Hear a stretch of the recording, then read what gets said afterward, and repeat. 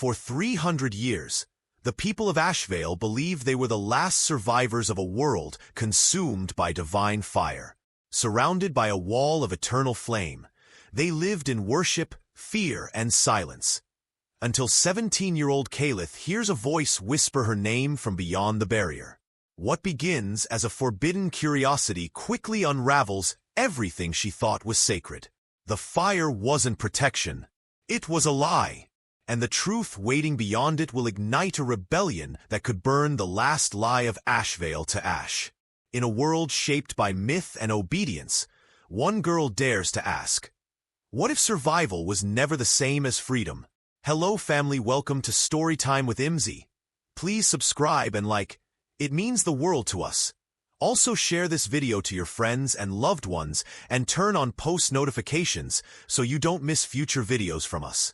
Thank you as you do so. Sit back and relax as we dive into the story. Ashvale was a village wrapped in silence, the kind that hangs in the air like wood smoke. Familiar, comforting, and unshakable. The cobblestone paths twisted between moss-covered homes, and golden lanterns swayed from iron hooks, their flames flickering like memories. Life here followed the rhythm of the bell tower and the old stories, passed down in whispers and ash-stained parchment. Kaelith had heard the story 100 times. Every child had. 3 centuries ago, the world burned. The Great Burning, as they called it, swept across the lands in a wrathful blaze sent by the gods. Humanity, in its pride, had reached too far, built cities that touched the clouds, tore open the earth for metals, and mocked the old ways. The gods answered with fire. Entire nations crumbled into soot. Oceans boiled. Mountains bled molten stone. But Ashvale endured. A miracle, the elders said. The flame ward, a divine barrier of eternal fire, encircled the village and kept the cleansing inferno out. Only the worthy survived. Only the faithful. The flames beyond the boundaries still roared today, centuries later, like an endless funeral pyre. Kaelith believed this. She had to. Everyone did.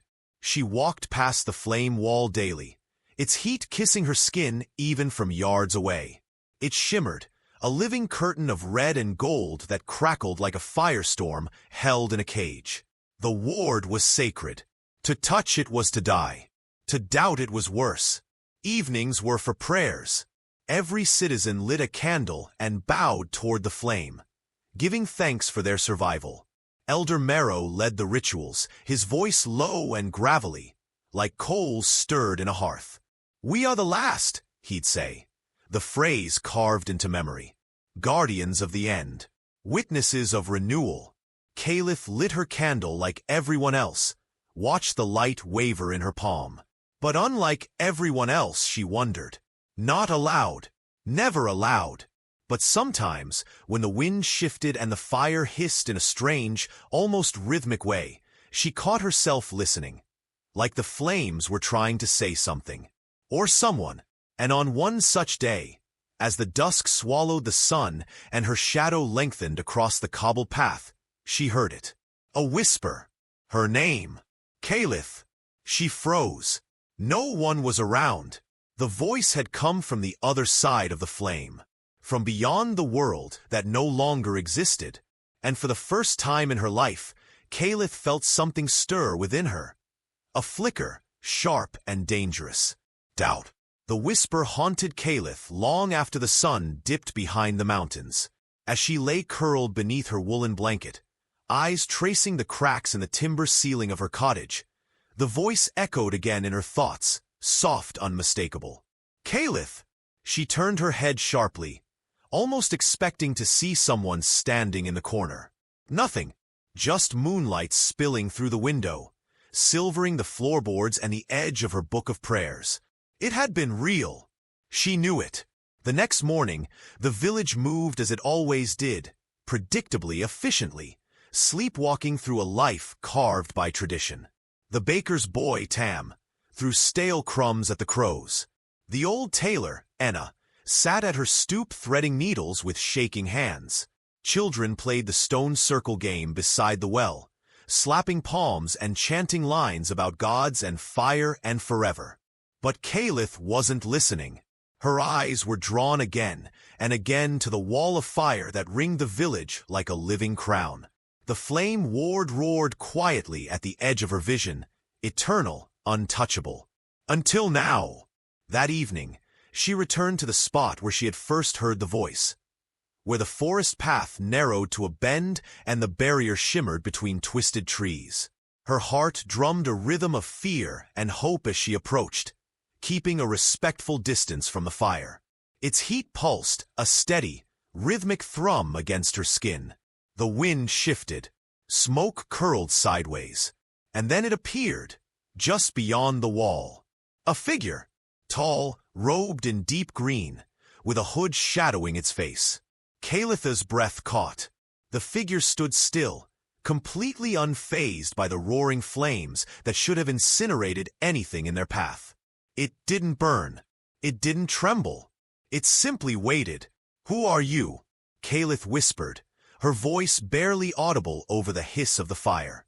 The figure didn't move. Then, as if pulled by some invisible thread, its head tilted slightly. Kaelith felt the gaze land on her, though no eyes were visible. "You've been lied to," the figure said, its voice calm, steady, unmistakably real. Kaelith took a step back. The words landed in her chest like a stone dropped into a well. The figure continued, its voice lower now. "Your people are not alone." The flames surged. For a moment, Kaelith had to shield her eyes from the sudden burst of heat. When she looked again, the figure was gone, swallowed by the shimmer and smoke. The fire returned to its usual rhythm. Nothing out of place. Nothing, except the quiet screaming in her mind. She stood frozen, the truth unraveling beneath her feet like thread cut loose from a spool. Not alone. That couldn't be. It wasn't possible. But deep inside, a seed had split open. A truth buried under centuries of fear, an ash now clawing its way toward the light. And Kaelith couldn't unhear the voice. Not now. Kaelith didn't sleep that night. She lay wide-eyed in bed, the stranger's words echoing louder than the silence outside her window. "You've been lied to. Your people are not alone." The next morning, she climbed the stairs of the flame hall, where the elders gathered. The walls were carved with symbols of flame and rebirth, and at its center, the sacred brazier burned with eternal fire. The heart of Ashvale, they called it. Elder Marrow stood with his back to her, stirring the embers with a twisted iron rod. His white robe swirled at his feet like smoke. "I need to speak with you," Kaelith said, her voice brittle. He turned slowly. His face was lined with age and authority, but his eyes still held that sharp glint of a man used to being believed. "You look troubled, child." She stepped forward, fists clenched at her sides. "I saw something. Someone. Beyond the flame ward." A long pause. Marrow's expression didn't change, but she saw the flicker in his eyes, the faintest ripple of tension. "You imagined it." "No," she said, firmer now. "I saw them. They spoke to me." He set down the rod with deliberate calm. "Dreams, visions. The fire plays tricks, Kaelith. That's why the young are forbidden to linger near the boundary alone." "I wasn't dreaming." They stood in the fire, and they didn't burn. Something shifted in his face, a tightening at the corner of his mouth. She stepped closer. "You know something." Marrow's jaw tensed. "There are reasons the flame ward is not to be questioned. It protects us. It must be believed in." "Belief isn't the same as truth," she said softly. That struck a nerve. The brazier flared behind him, as if reacting to his thoughts. He sighed, as if speaking to a child who refused to stop playing with knives. "The fire keeps chaos out. It gives us purpose, structure. If you go looking for something outside it, Kaelith, you'll find only death, or worse, doubt. And doubt is a kind of rot. Once it starts, it spreads. But what if it's not rot? she asked, voice trembling. What if it's light coming in? He didn't answer, just turned his back to her and returned to stirring the coals. Dismissed. She left the flame hall with her thoughts boiling. Later that night, she returned to the barrier, drawn like a moth. The forest stood still, the trees cloaked in silver moonlight. She waited, heart thundering, her breath held tight between ribs. The figure appeared again, this time closer, and Kaelith stepped toward the fire. The flames licked higher, angry. Her skin screamed with heat, but she didn't move back. What's beyond? She asked. The figure raised its hand, not in warning, but in invitation. A world forgotten, a truth stolen. Kaelith stared into the inferno, heart racing. The stories, the prayers, the sacred flames. What if they weren't protection but prison? The fire between her and the figure roared, as if sensing her thoughts. And for the first time, Kaelith wondered, what if the fire wasn't meant to keep danger out, but to keep them in? Kaelith couldn't eat, couldn't sleep, could barely focus enough to pull weeds from the herb garden behind her home. The world around her, the only one she'd ever known, now felt like a set of carefully painted walls, too perfect, too still. Her every step felt watched.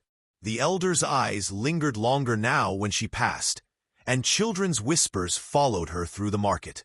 Had Marrow told them? Had her doubt already begun to spread like he'd warned? Good. Let it. She spent her nights in the old shrine library, poring through brittle scrolls and fading ink. Most spoke of devotion, fire, and survival. But one night, deep in the archives, she found a map, buried in a false compartment beneath the altar table. It was old, fragile, but the ink still held. Ashvale was there, circled in a ring of flame. But just beyond that, etched faintly in curling lines, were names she'd never heard before. Branwind, Teretha's Hollow, the Stone Coast, other places. Her breath caught. It wasn't just the names, it was what encircled them. Nothing. No fire. No wall. Just open land, forests, and rivers. Her fingers traced a narrow path drawn from Ashvale's southern edge, leading under the barrier. A tunnel. She knew where it was. The old catacombs beneath the shrine had long been sealed. Only elders were allowed in, for protection, they said. But she'd helped clean the floor above once years ago, and remembered a narrow door behind the mosaic of the flame god. Now, in the middle of the night, Kaelith returned with a lantern and a stolen iron key. The mosaic groaned as she pried it open, revealing a spiral stair thick with dust and the scent of long-dead things. Her lantern threw shadows on the stone as she descended, breath tight, heart hammering. The tunnel below was carved with forgotten symbols, spirals, eyes, a flame held in an open palm rather than a clenched fist. After hours of walking, the tunnel opened into a cavern where the air shifted, cool and damp. At the far end stood a gate of blackened stone, charred, scorched, and marked with a warning in red. Beyond this lies corruption. Return to the light. Kaelith stared at the message, hand trembling as she reached for the latch. I am the corruption, she whispered bitterly. Or I'm the cure. The gate opened with a groan like a dying beast. Beyond it, no fire, no death, just trees, wind, sky, and silence. Real silence. She stepped into it, blinking beneath unfamiliar stars. The forest smelled of pine and damp earth, not ash. Her feet touched grass, not cobblestone. The air tasted like freedom. And then footsteps. She spun, fists clenched, but the figure in green appeared once more, stepping calmly from between the trees. Up close, Kaelith could finally see her face. Young, human, eyes like the edge of a storm. You made it, the woman said. I wasn't sure you would. Kaelith stared. Who are you? I'm Vera, and you're not the last, she said. You never were. Kaelith's knees nearly gave out, and in that moment, Beneath stars she'd never been told existed, she understood. Her entire life had been lived inside a story someone else had written. And now, finally, she'd walked off the page. The world beyond the flame was loud. Not in sound, but in sensation. Everything seemed too much. The colors of the forest were impossibly deep. Greens that felt alive, soil dark and rich beneath her boots, and the sun, God's the sun. It wasn't veiled behind smoke and fire as it was in Ashvale. Here, it painted everything gold and warm, as if the sky itself welcomed her. Vera walked ahead, silent for most of the journey.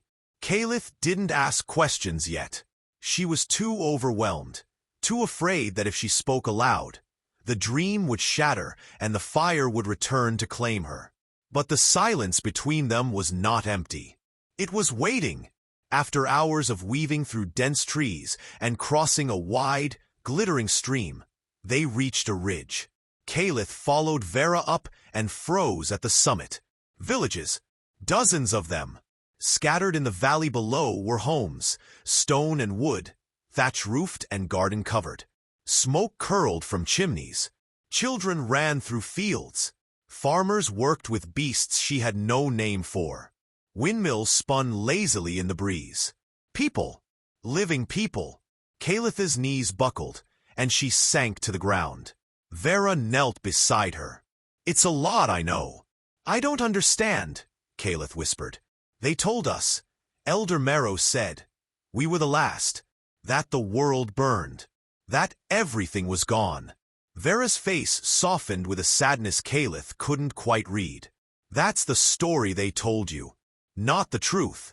Kaelith looked out over the valley, trying to hold back tears that burned with something deeper than grief. Rage, perhaps, or betrayal. "This is Branwind," Vera said gently.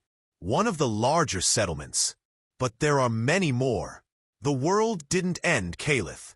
It simply moved on." They descended into the village, where the scent of baking bread and wildflowers filled the air. No one screamed. No one stared. Some people glanced up, curious, but none looked afraid.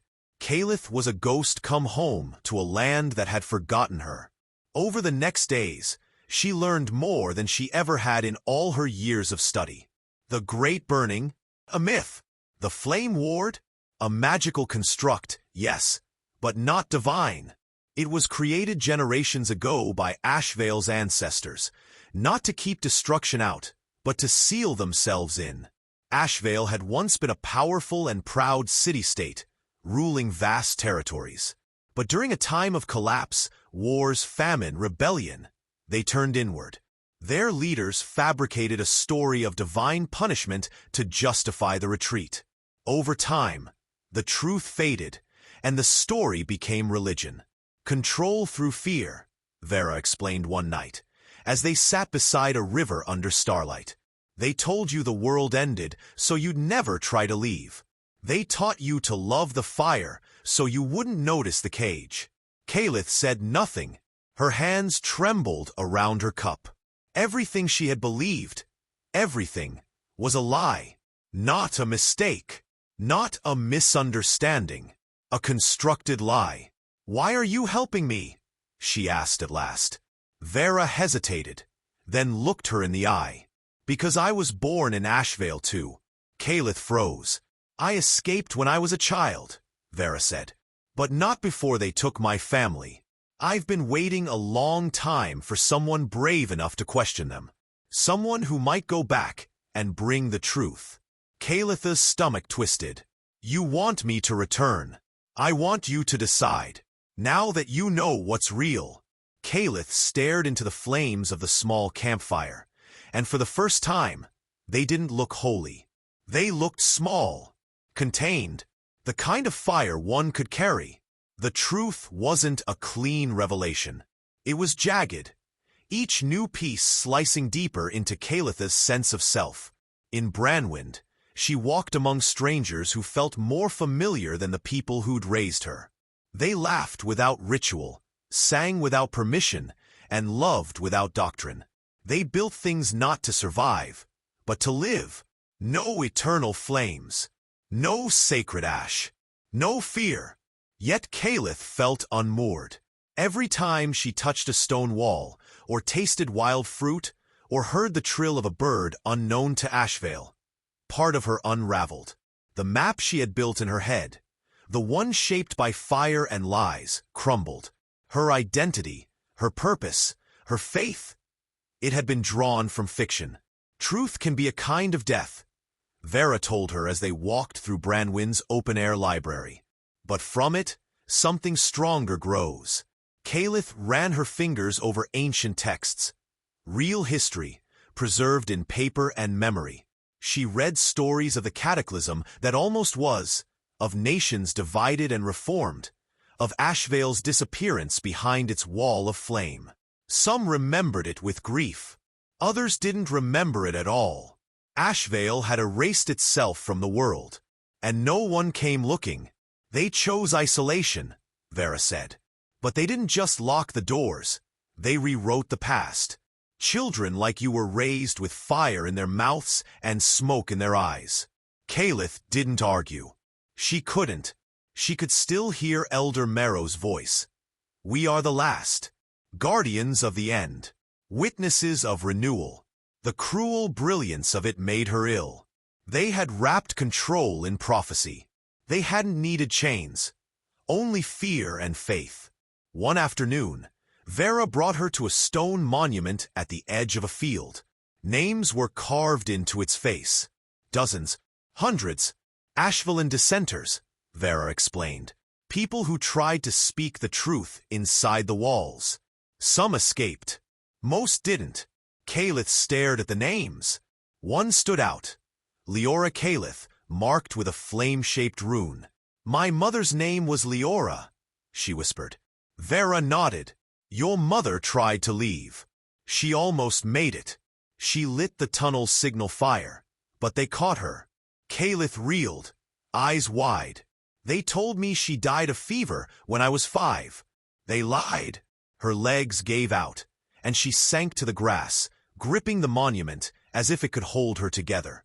Her mother had tried to show her the truth, and she had been silenced, erased from memory just as Ashvale erased the world. This wasn't just a lie of omission. It was generational theft. That night, Kaelith didn't sleep. She sat beneath the stars, watching them burn in their quiet glory, wondering how she could ever return to a place so full of shadow. But she knew she would, because now the lie was a wound, and the wound needed cleansing. Ashvale didn't just deserve the truth. It needed it. And Kaelith, daughter of Leora, child of fire, seeker of light, would carry it home. Not as a follower, but as a revolution. The tunnel felt narrower on the way back. Kaelith's pack was light. Just dried fruit, a water skin, and a single leather-bound book from Branwyn's archives. No weapons, no armor, just truth. And that was heavier than steel. She walked in silence, each footstep stirring dust that hadn't moved in years. At the gate's threshold, where the stone arch bore the warning, beyond this lies corruption. Return to the light, she paused. She reached up and traced the words with her fingers. Then, with the blunt end of a broken tool, she scratched a single line through them. It was time. When she emerged into Ashvale, the sky was just beginning to pale with dawn. Smoke curled from the baker's chimney, and the bell tower was still quiet. No one saw her return. Not yet. She made her way to the flame hall. Inside, Elder Merrow knelt before the eternal brazier, murmuring incantations in the old tongue. The flames cast shifting shadows across the mosaic walls.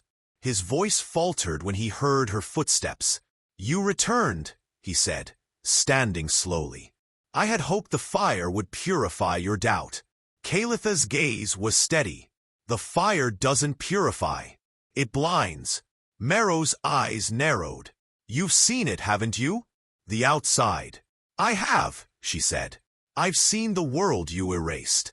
He stepped down from the dais, robes trailing behind him like ash. Then you've also seen the chaos. The disunity, the threat. And yet you bring it here. I bring truth, she said, louder now, the brazier flaring behind her. You've hidden this village in fear for 300 years. Lied to children. Burned history. You let them believe they were the last, just so they wouldn't question your rule. Murmurs rose behind her. Others had entered. Villagers drawn by the sound. Eyes wide, faces pale. Some held candles from morning prayer, their flames trembling. Marrow raised a hand. Without the flame ward, we would be lost. We would fall into the same ruin that broke the old world. Kaelith pulled the book from her pack and held it up. This is a record of your so-called ruin. And it's not ash, it's survival, growth, life. Everything outside these walls moved on while you locked us in a tomb. You endanger us all, Marrow said sharply. What you call freedom is corruption. No, Kaelith said, stepping forward, her voice steady. What I call it is choice. The brazier flared violently, smoke curling toward the ceiling like a dying scream. Behind her, someone gasped. Another wept. The crack in the lie had split wide open. That night, the elders held council, but the people didn't wait. Word spread fast. By dawn, dozens stood at the edge of the barrier, looking through the flame as if seeing it for the first time. Not as a shield, but as a wall. Kaelith stood among them. She raised her hand toward the flame ward and spoke a phrase she had learned from Vera, an old command built into the enchantment itself. Unbind. The fire flickered, then thinned, then vanished. The sudden stillness rang in everyone's ears. The world beyond stood quiet and open, no longer a myth. Some wept. Some stepped back in fear. Others stepped forward. Kaelith didn't speak. She didn't need to. Her truth was already walking into the light. And behind her, the fire that had once defined their lives crackled one final time. And died. The world beyond the fire greeted Ashvale not with fury, but with silence. Birdsong drifted in through the trees, awkward and beautiful. The morning wind carried no ash, only the scent of pine and wildflowers.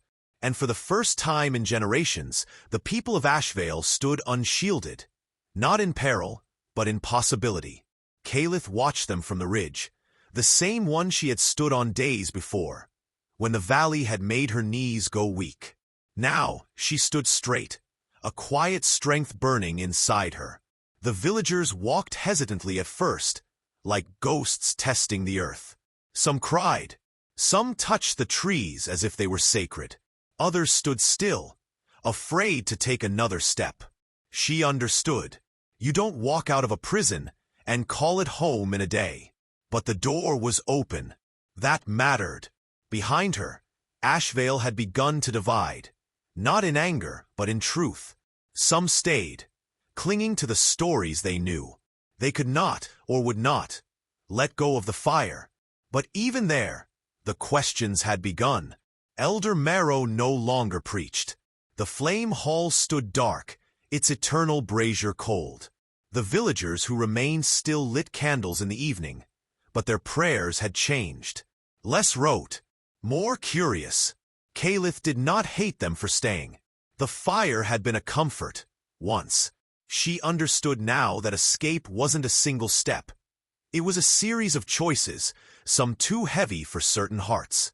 She had chosen, though, and now she helped others choose. Vera joined her on the ridge, silent for a moment as the sun painted the world gold. They'll write stories about this someday, Vera said. Kaelith smirked. I hope they get it wrong. Vera laughed. Why? Because that means someone else will question them, tear them apart, find something better. Vera smiled, quiet and proud. They walked down into the valley together, where the new settlers from Ashvale were learning to live again. Children splashed in the stream. Elders sat beneath open skies. A few had begun planting seeds in soil they never believed existed. Kaelith spent her days guiding them, teaching them the names of birds, the taste of wild herbs, the danger of wolves, the joy of rain. She spoke often of stories, not as gospel, but as a reminder. Ask, she told them. Always ask, even when it's uncomfortable. Especially then. And at night, when the stars blinked awake above them, Kaelith would sit beside small campfires, not barriers but beacons, and tell the children of a girl who walked through fire to find the truth. And every flame she lit from then on was not a wall, but a spark. A new fire. A fire that freed. A fire that chose light over legend. And it burned in every question they dared to ask.